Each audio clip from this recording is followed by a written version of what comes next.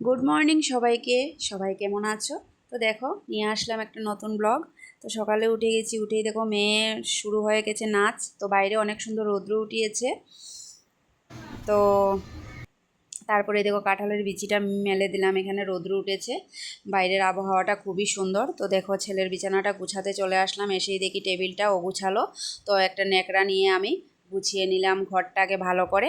তো বিছানাটাকেও তুলে নেবো। এই দেখো আমি টেবিলটাকে ভালো করে গুছিয়ে নিয়েছি। তো ছেলে এখন টিউশনে গেছে। তো দেখো ছেলের বিছানাটা আমি ভালো করে ঝেড়ে নিচ্ছি। আর এই কদিন থেকে এত বৃষ্টি দিয়েছে কি বলবো, মানে অনেক বৃষ্টি। ঘর মুছলে ঘর শুকাচ্ছে না, জামা কাপড় শুকাচ্ছে না, আর ভালো লাগছে না। বেশি বৃষ্টি থাকলে ভালোই লাগে না। তো তারপরে তো বিছানাটা গুছিয়ে নিলাম, গুছিয়ে তারপরে দেখো ঘরটা একটু মুছে নেব। তো আজ হচ্ছে বৃহস্পতিবার। তো প্রত্যেক দিন তো আমি সকালে ঘুম থেকে উঠে ঘর দুয়ার মুছে আগে ঠাকুর পুজোটা করে নিই। তো আজকে আমি পুজো করতে পারবো না, কারণ অসুবিধা আছে আমার। তো আমি পারবো না পুজো করতে, তাই আমি রান্না টান্না শেষ করে মানে আমি ঘরটা মুছছি। তারপরে দেখো ঘরটর মুছে তারপরে আমি স্নান করে চলে আসলাম।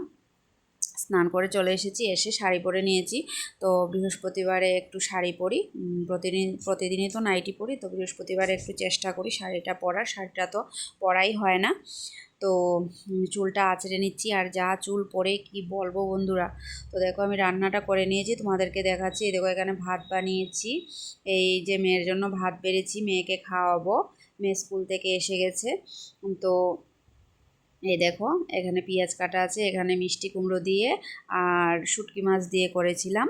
আর এখানে করেছিলাম বেগুন দিয়ে। তো নদীর মাছ এনেছিল, এই যে চিংড়ি, তারপরে সব কিছু মিলিয়ে যা হয়, সব কিছুর নাম আমি পারি না। তো সব মাছ ছিল, সব মাছ দিয়ে একটা বেগুন দিয়ে ঝাল করলাম। তো এই দেখো আমি স্নান টান করে কি করেছিলাম বলো তো, দোকানে গিয়েছিলাম আমাদের দোকানে ছেলেটাকে খাওয়ান দিতে। তো খাওয়ান দিয়ে তারপরে দেখো চলে এসেছি আমি। চলে এসে তারপরে মেয়েকে খাইয়ে রেখে গিয়েছিলাম, ছেলেকেও খাইয়ে রেখে গিয়েছিলাম। তো ছেলে স্কুলে ছিল, এসে মানে বলে গিয়েছিলাম মেয়েকে যে ভাই আসলে বলো খেতে। তো খেয়ে নিয়েছিল আমার ছেলেটা। তো এসে দেখো কাপড়টা তুলে রেখে গিয়েছিলাম, তো কাপড়টা ভাঁজ করছি। আর এখানের যা অবস্থা মানে কি বলবো, এত কাপড় এত কাপড়, কাপড়টাকে মানে আমি ঠিক করব, চেষ্টা করব মানে কি করতে পারি, কি করে রাখা যায় কাপড়গুলোকে। তারপরে দেখো বৃহস্পতিবার দিন স্নান করে তো আর আলতাটা পরতে পারিনি। তো মেয়ে তো আমার খুব ভালোবাসে আলতা পরতে, আমার মেয়ে খুব ভালোবাসে। তো দেখো মেয়েকেও পরিয়ে দিলাম, আর আমিও একটু পরে নিলাম। তো দেখো ক্যামেরাটা করছে আমার মেয়ে, তো এরকম নাড়াচ্ছে। তো প্রায় সময় মেয়েই আমাকে ক্যামেরা করে দেয়, যাই পারে, ছোটো তো। তো এই দেখো ও আমাকেও দেখাচ্ছে, ওর পাটাও দেখাচ্ছে, এই দেখো। তারপরে তো সন্ধ্যা হয়ে গেল, তোমাদের সাথে আর কিছু শেয়ার করিনি। তো পেঁপে এনেছিল তোমাদের দাদাভাই, ওটা কেটে সবাই খেলাম, আর তোমাদের দাদাভাইয়ের জন্য রাখলাম।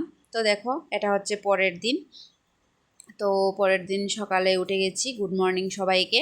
উঠেই বিছানাটা গুছিয়ে নিচ্ছি। আর তোমাদের দাদাভাই চলে গেছে, তারপরে মেয়ের স্কুল আছে, মেয়ে স্কুল যাবে। তো সকালে তো একদম মাদের অবস্থা খারাপ হয়ে যায়, মেয়েকে বারবার বলছি তুই তাড়াতাড়ি কর তাড়াতাড়ি কর, তো ছেলে যাবে না স্কুল। তো এই আর কি। তারপরে দেখো টেবিলটা একটু অগোছালো ছিল, টেবিলটাকেও একটু গুছিয়ে নিলাম। তো তারপরে ডাল ভাজা ওইসব আমি বানিয়ে নিয়েছিলাম সকাল সকালেই। তোমাদের দাদাভাইও খেয়ে গেল, আর এখন মেয়েকেও খাইয়ে দেবো আমি। তো দেখো মেয়েকে আমি খাইয়ে দিচ্ছি। তো সকালে খেতে চায় না, তারপরেও জোরজবস্তি করে খেতে মানে খাইয়ে দিতে হয়, কারণ 2টা 40-এ ছুটি। তো 3টা বেজে যায় আস্তে আস্তে ঘরে। তারপরে দেখো স্নান টান করে চলে আসলাম। আজকে রান্নাবাড়া কিছুই তোমাদের সাথে শেয়ার করিনি, কারণ ভিডিওটা অনেক বড় হয়ে যাবে। তো আমার এই ভিডিওটা তোমাদের কেমন লাগলো জানিও, আর যদি ভালো লেগে থাকে আমার পাশে থেকো। Tata, bye bye.